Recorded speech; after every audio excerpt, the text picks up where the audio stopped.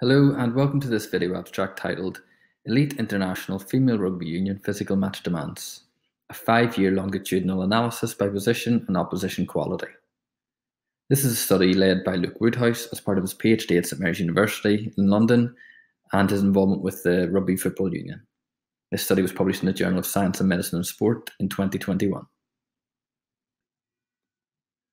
This gives some background to the current work. Rugby union is a demanding, intermittent team sport where frequent bouts of static and dynamic collision-based exertions and high-intensity running are interspersed with periods of lower intensity activities. The physical match characteristics of elite male rugby union players has been thoroughly described and incorporated into training practices, but much less is known about international female players. Thus, current literature provides limited insight into the imposed demands on international female players during matches, and lacks understanding of contextual factors such as opposition and changes over seasons. Therefore, the aim of this study was to conduct the first extensive longitudinal analysis of physical match characteristics among elite international female rugby union players. So what methods did they employ? Well, a 5-year longitudinal analysis of physical match characteristics was conducted between 2015 and 2019. With a total sample of 78 international female rugby union players from a single team ranking in the top 2 nations across the study period. Each player had a minimum of 5 international caps, and a total of 967 match files were analysed from 53 matches over the 5 seasons. Individual positions were split into 6 positional groups, comprising front row forwards consisting of props and hookers, locks, back row forwards consisting of flankers and number 8s, scrum halves, inside backs consisting of fly halves, inside and outside centres, and outside backs consisting of wingers and fullbacks. To analyse opposition strength, the 9 opposing teams encountered during the study period were categorised as top or bottom 5 based on current world rankings at the time of competition. All matches took place between 12:30 p.m. and 10 p.m. across 3 different continents, with differences in environmental conditions. To quantify running demands during matches, each player was fitted with a global positioning system device integrated with micro-mechanical electrical systems.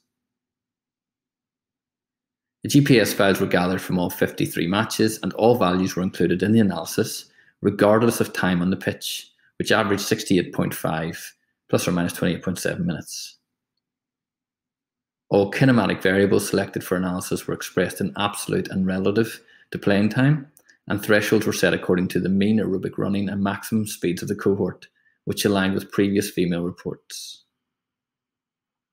These included total distance in metres, and distance at low speeds, which was under 3 metres per second, moderate speed, which was 3 to 5.5 metres per second, and high speed, which was greater than 5.5 metres per second, as well as high speed zone entries. The number of entries into the following acceleration and deceleration zones were also recorded through moderate zones, high and very high. Absolute and relative collision values were derived from GPS microtechnology devices. To provide an additional metric for collision events, the sum of tackles, carries, and scrums were also coded by an expert performance analyst who was professionally certified and had over 5 years of experience in elite level rugby union. All collision events were recorded to absolute and relative to match playing time. Maximum intensity periods for collision frequency and average speed were calculated for each player for a fixed period of 2.75 minutes in each match. This segment duration was chosen as it represents the average of maximum ball and play periods in elite female rugby union, and align with previous reports for worst-case scenarios in elite level male rugby. Linear mixed modelling was conducted using separate models for each match-dependent variable to evaluate the effects of the following fixed factors: season, which was 2015 to 2019, position and opposition quality, top 5 and below, which were simultaneously entered into each model, and the random effects for individual players for all analysis. So what was found? Well, linear mixed modelling revealed effective position across all groups. The change in average running speed across season is shown on your screen. Analysis by season shows that Average speed was lowest in 2015 and then peaked during the 2017 World Cup and declined again in 2019.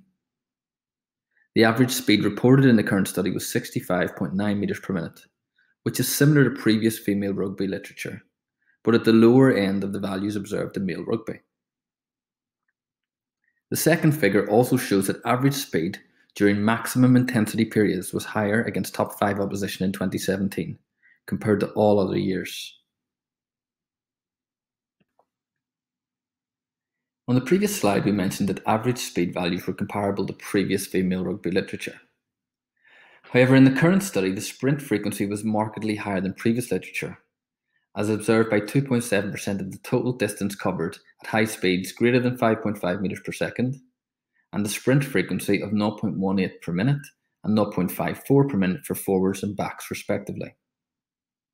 Analysis by season shows that sprint per minute again was lower in 2015 and peaked in 2017 for the World Cup, declining again in 2019.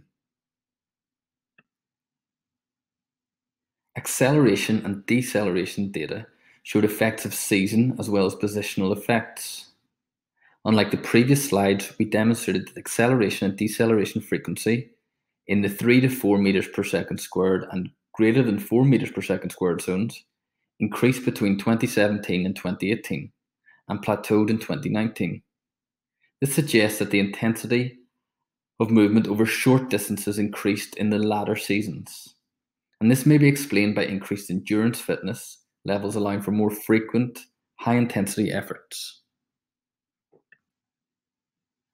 For the first time, we report collision outputs during international female rugby. For microtechnology-derived collisions, we showed a similar demands between forward positions. Outside backs were lower than all forward positions, inside backs were lower than locks and back rows, and scrum halves were lower than only locks. In matches against top 5 opposition, average collisions were higher, and this may be due to more clean breaks and tries against weaker opposition, or more effective defences when playing better teams. So what are the practical implications? Well, practitioners working with elite level female players should develop physical capabilities which underpin intermittent high-speed running, acceleration and deceleration capacity, particularly among backline players. Training strategies based on maximum intensity periods in matches should be aligned to collision and running demands against high-ranked teams. But average running speed in training should be aligned to demands against lower-ranked opposition. Finally, collision demands during maximum intensity periods may be higher in female rugby, and therefore could represent a greater risk of contact injury than in the male game, which should be considered in physical and technical preparations.